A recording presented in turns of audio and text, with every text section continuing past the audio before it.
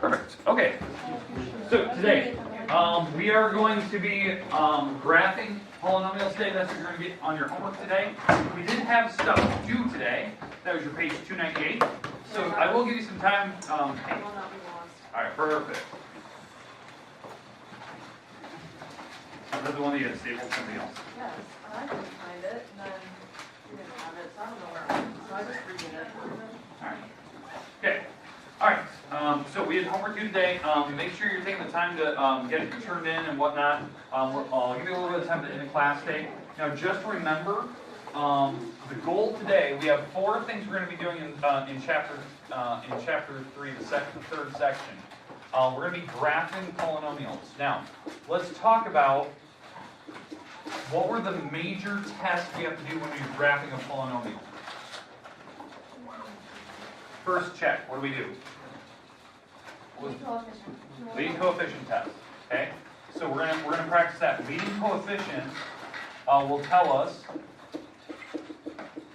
where the tails are going. So what I always refer to it as end behavior. What are the tails doing? Right? So what are the end caps doing? End behavior. So we're going to look at that. We're going to do an example of this. Okay? The next thing is after leading coefficient test, what's the next rule that we do?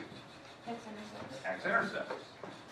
Okay? X-intercepts. Now, the way that we find X-intercepts is by factoring. Today, because I hinted at this yesterday. So if you're really good at factoring, this process is really easy. But what if you can't factor? What if you can't do it? What would happen? That's the new part we're going to look at today. So we're going to look at what happens when you cannot factor it. Now, there's also a rule, a subcategory that we did with that. We called it the multiplicity test. The multiplicity test tells me, are we bouncing off the x-intercepts? Are we passing through them? That was a simple rule. We're going to look at kind of more of a challenging problem. We'll kind of make up a problem today. Not one that's in your book, maybe something that has bigger numbers so you can see this. Because there's something I want to talk about with multiplicity that we haven't got to. Third rule. What do we do? Y-intercepts. That one, there's really no there's no challenge to it for the y-intercepts. That was just, you had to just substitute. Right? There's no real fancy way of saying it. You just have to substitute. Plug in 0, see what happens. So I just want to make sure of it, okay? And then the last rule. Turning point test. Okay, we had to put these all together. Now, here's the good news. Yesterday we did talk about how to find relative max and mins. The peaks and valleys. I do not require that in the homework today. It's way too challenging, way too much work. This stuff should be fairly straightforward. The only thing I'm worried about today is this one, X-intercepts. If you don't know how to factor, this would be impossible for you. So I'm going to give you kind of options you can do in case you're not very good at that.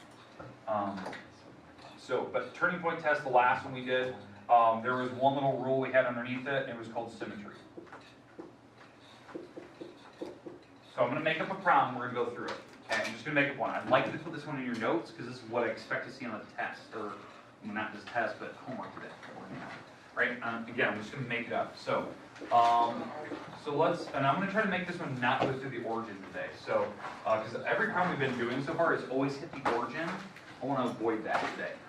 So let's go with x plus 2 squared, x minus 1 to the 3rd power, and x plus 5.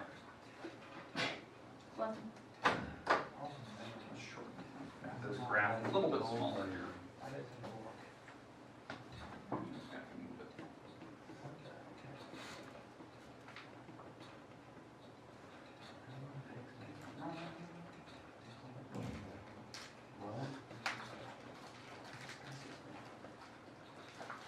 All right. Okay, first rule, leading coefficient test. Okay. Now, I don't want to FOIL this all out. Too big. I mean, you can type it in Google if you want to FOIL it. Actually, I would use Wolfram Alpha. It can actually FOIL everything out for you. You just type it in. But there's a shortcut for figuring out leading coefficients.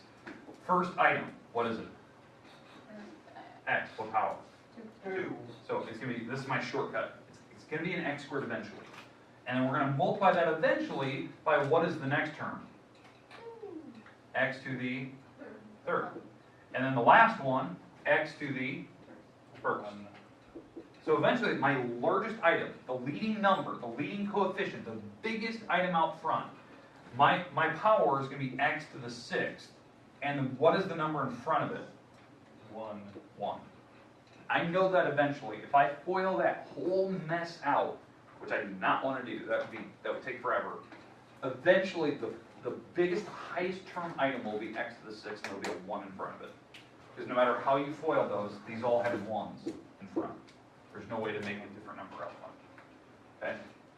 That's my shortcut. So the leading coefficient test, you look at the highest degree item, and you look at the number in front. So what is the 1? What does the positive 1 tell me?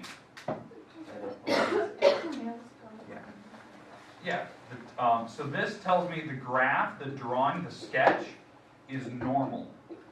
Okay, what I mean by normal is that whatever x to the sixth normally does, it's going that normal direction. If that was a negative number in front of it, it would go the opposite direction. So this is going to be a normal sketch. And I heard, what does the x to the sixth tell me? Yeah, tails go same direction. And in this case, since it's power of 6, we go to infinity, positive infinity, because the plus 1 tells me that. We're going to the positive side. So the tails on the very end caps are going this way. That's the end behavior of my graph. Because the power of 6 told me which direction the tails go, they go the same direction. If it's odd, like x to the 5th or x to the 11th, the tails go different directions. So I knew it was going to be a 6, so we're going to go the same direction, and the 1 out front tells me it's a normal graph, so it's going out there. If that was a negative number, I wouldn't care if it was negative 5. That thing would be going down instead. Make sense? So, I mean, that check takes a couple seconds when you first start. Okay, next. The next part we have, we've already know with leading coefficient test, X-Intercepts. The best part about the problem I made up, already factored apart. Like, we don't have to think about it too hard. So, it's already factored. So, somebody give me, what are my x-intercepts on that particular problem? Let me write it over here. X, is that x plus 2? Yeah. X plus 2 squared. X minus 1 cubed. And x plus 5. Okay, what are my x-intercepts? -5. -5 for sure. I like that. Positive 1. And? -2. Now, these are where I'm going to hit the x-axis. We are going to touch the x-axis at those 3 numbers. Now, if there was a variable out front, you'd have 0 as well. And I wanted to leave that off. I told you I didn't want to go through the origin today. And if there's a number out front, let's say I put a 4 out here, that doesn't really have any number. Don't say that this is 0. Only if there's a variable out front will it go through the origin. Because there's no way to make a 4 a 0, because there's nowhere to plug in a number. Okay? So these are my only x-intercepts. So we have -2, 1, and what, -5? Okay, so there's my x. From right here, I can already tell you, before I even move on to the next couple parts, this graph is not symmetrical. It's not symmetric. It's not balanced across the origin. You know, because if I go to the right of the y-axis and the left of the y-axis, I'm hitting different numbers. Not symmetrical. It's not balanced. So I can already see that down the road. Turning point test will tell me it turns, but I already know symmetry is non-existent. So I don't even need to do that check. But let's keep going. The multiplicity test, because now we already know the x-intercepts. The multiplicity test is where you look at the powers, and we look: are we going to bounce off the number, or are we going to pass through it? So, for instance, on this -2 here, what's the power? 2. Since that is an even power on that parenthesis, we are going to bounce off of this x-intercept. That -2, we're going to bounce off of it. The power on that parenthesis was a 2. What's the next one? 3. That means since this is an odd power on this x-intercept, we're going to pass through that number. So it'll actually go through the graph on that spot. And the last one, what's the power on this last parenthesis? 1. Since that's an odd, we're going to pass through. We're going to pass through that -5. So, and hopefully, if I do this correctly, everything should line up like perfect with the whole idea where my tails are ending up at, right? So we're gonna bounce off a -2. We're gonna pass through +1, pass through -5. So if this graph, it's gonna pass through -5. Eventually, it turns around. It bounces off a -2, and eventually it passes through -1 and goes up. And yeah, it actually did work out with where the tails are going. So the tails are they are following from what the multiplicity test told me for my X-intercepts. It matched up perfectly. Now, the problem is, what we talked about yesterday, where are the peaks and valleys? Couldn't tell you until we do that one test, which is the differential quotient, the first derivative test. All right, so we're not going to do that in the homework. I'm not going to require that. That's Calc 1. I told you how to do that yesterday, but it's not something that we're going to test you on because it's not in your textbook. It's way too high level. But I can tell you one of the relative maximums is this dot right here. That's a peak. So I know that one for sure. I just don't know where these values are going to be. They could be off balance. They could be level with each other. Kind of looks like a W. It may not be a perfect W though. Again, I have no idea how low those are going to go. They could go only a couple numbers here. They could go way down to -20 for all I know. I have no idea where they're going until we do that. Differential quotient test. I can tell you once we're doing this problem what it's going to be here in a minute. All right. Questions on any of the multiplicity test or any of the X-intercepts? Okay, Y-intercept. We just substitute. So the Y-intercept, you go back to the original problem. We go back to the Y-intercept. We go back to this problem here, and what do we plug in? 0. Now, you take your function and you substitute 0 in because it's going to give you this coordinate. You're going to make all the x's zeros, and it will tell me where it's going to hit the y-axis. And actually, this could help me figure out where the tail's going to be. That valley, because it's going to hit the y-axis somewhere. To plug in zeros here, this is 0 plus 2. We're going to square that. 0 minus 1, we're going to cube that.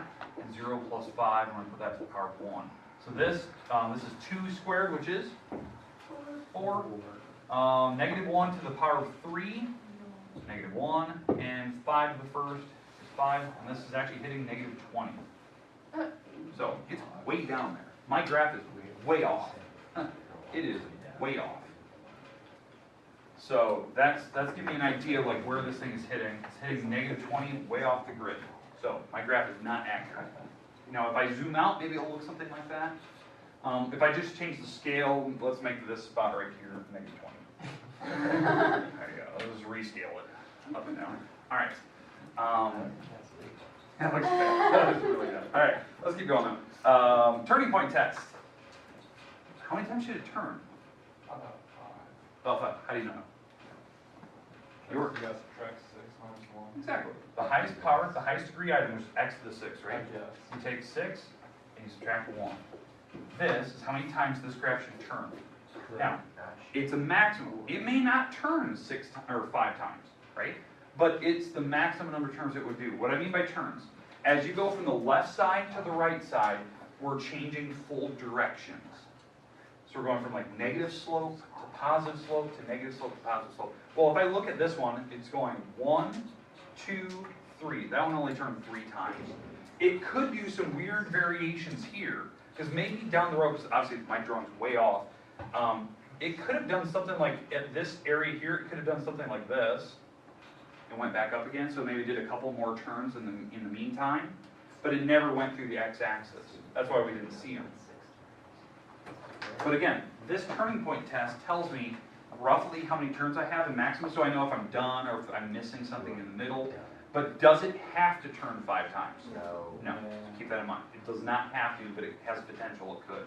Now, how we also check for that, how we check for turning points, it would also show up when we do that differential quotient test that I said earlier, the first derivative test, where I find peaks and valleys. Because if it's turning directions, that's a peak and valley. My differential quotient would tell me that. It would tell me actually where it turns. That's the kind of the cool part for doing that. The problem is, doing that weird test, I would have to actually foil that whole mess out. I don't want to do it. Does somebody have a Chromebook open? So, actually, Miss Edwards, do you mind? Yes. All right, you want to open up wolframalpha.com? So wolframalpha.com, it's a Microsoft thing. It's just, it looks like a search engine. Mhm. Are you comfortable like typing that in? Do you know how to do that correctly? So type in like f of x, or just type in, actually just do this, type y equals, and then type the parentheses quote.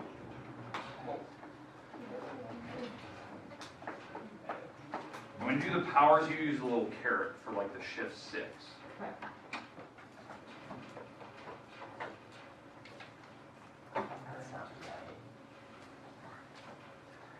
Okay, we're gonna get homework today, so maybe stop here and just check the website. Okay. Okay. All right.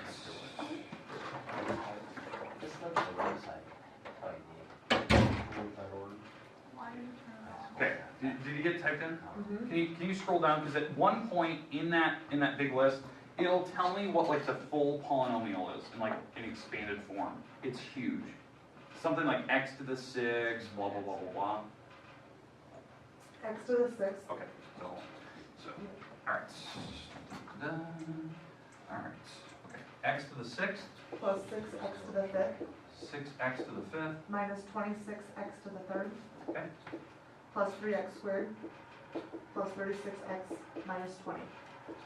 Minus 20. Okay, and that makes sense with this, the minus 20 at the y-axis. That makes sense. Now, if I'm doing the differential quotient test, like figuring out what the peaks and valleys are, and if I were to actually plug it into this crazy thing, yeah, I'm just going to shortcut it in my head. If you're doing it, roughly, if you actually like plug x plus h's into all of these and FOIL it out and subtract this original thing off and divide everything by h and cancel all the h's, you'll get something like 6x to the 5th plus 30x to the 4th minus 8 carry a 1, 78x to the squared plus 6x plus 36, and then plus h's, blah, blah, blah, blah, blah. That's what you get if you actually FOIL it all out, right? boy, oh, All right. In Calc 1, they teach you shortcuts for doing in your head. you should So, show us that. you just drop the power down. So you drop the 6 down, and then you just subtract 1 off the power. So drop the 5 down, and subtract 1 off the power. Drop the 3 down, so 3 times 26, I hope I did that math in my head, and you subtract 1 off the power. Drop the 2 down, subtract 1 off the power, and drop the power down, that's a 1, and subtract 1 off the power, so the x goes away. That's a little shortcut. And here's the problem. I would actually have to factor this whole thing apart and figure out where that thing equals 0. Let's see that. I don't know if I can actually do that. I kind of want to see that. I don't think I can actually do that. I can tell you that potentially one of the roots can be 36, another root could be 6, another root could be 1, another root could be 18, another just try to root could factor the be whole thing. 12, 4, 9, 3, 2. These are potential numbers where Ray wants to see it. where that can happen. Okay. In fact, yeah, it'd be somewhere in the middle. So I'm expecting it to be in this area.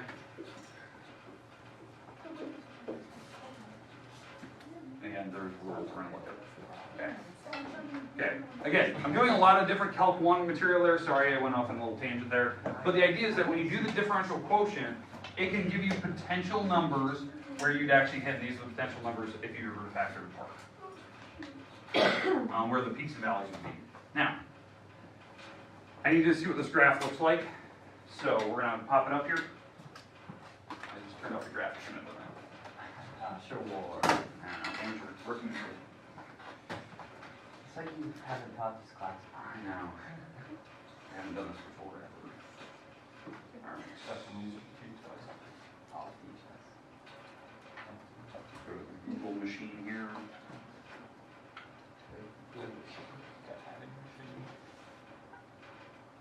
Nicole, you want to switch up those HVAC cables for me? Appreciate it. Yeah. Yeah, just that.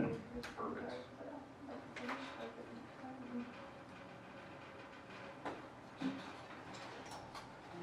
Should be appearing at some point from on Google machine. Yeah, I just did like 2 minutes ago. I shouldn't have done it.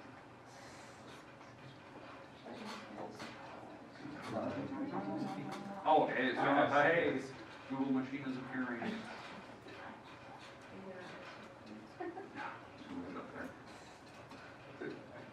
Alright, here we go. Yes. Y equals, or yeah, we go y equals, God, that's a lot. X equals 2 squared, is that x minus 1 to the power of 3, x plus 5, power of 1, and this is roughly what it looks like. Zoom in here. Yeah, and you can see the scale, it went up 4 thousandths. Yeah, so, all right. I'm gonna want to zoom in. Okay, let's get rid of everything that's on the board here. Why this is the case? Well, obviously we already have our x-intercepts correct, but how do I know like what it was going to do here? Well, if you looked at my original problem and I have it sitting over there, right? How do I know like roughly it was going to be? The x-intercepts kind of tell me where the tails go, all the stuff we're putting together. But why is it so like flat? Why is it there like more peaks and valleys, like really rigid terms? Because what were my powers in the multiplicity test? There were 2s, 3s, 1s. The actual higher the power, the more flat it gets. So like if you had a power of 11 up there, it gets really flat around that x-intercept. So just to prove my point, I'm going to make some of these 1s, just so you can see this. So if I make some of these 1s instead, so if I make some of these 1s, so let's make this a 1 instead, so it definitely passes through. You can see like the graph itself, it wasn't as flat right here, you know, because before I had a power of 3 sitting there, it was really, really flattened around the 1, the x-intercept here. Well, if I put an 11 there instead, put an 11 there, and you can really see that it flattens out right around the number 1. Okay, and this one got really tall, but the idea is that when you put in higher powers, the flatter it gets on the multiplicity test. All right, today, your goal today is you're going to take functions and you're going to just do basic checks. You only have to make a hand sketch drawing of it. You don't need graph paper because I just want to see roughly what it's looking like. So just put it in your notes or in your actual homework on your paper itself. You just need notebook paper. Okay, but here's your actual assignment. Okay? It is page 312. So it's page 312 is 42 through 50 evens. And 55 through 63 odds. They have a couple odds, a couple evens. They tell you what you need to do. You need to do your 4-step checklist. You do your 4-step checklist so you can actually see where it's going. Okay? You have about 20 minutes here today. This is going to be due next Tuesday. That's your last assignment for the next couple days. Okay. You good? Alright, move around, do whatever you need to do. Okay. Sorry, Miss Edwards, took a little bit longer than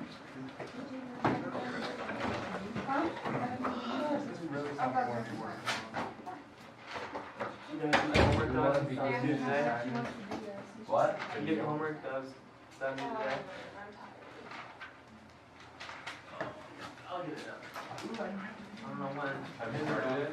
Yeah. You can sleep in. So you know how I have my assignment written wrong? I'm like, just read 39 to 44. So I checked the website. It said 29 to 44. I think you had a typo on the website. It said 39 to 44. So I did 29 through 44. Oh, I only have like oh my gosh, I forgot one papers. I haven't started. I haven't even thought about it.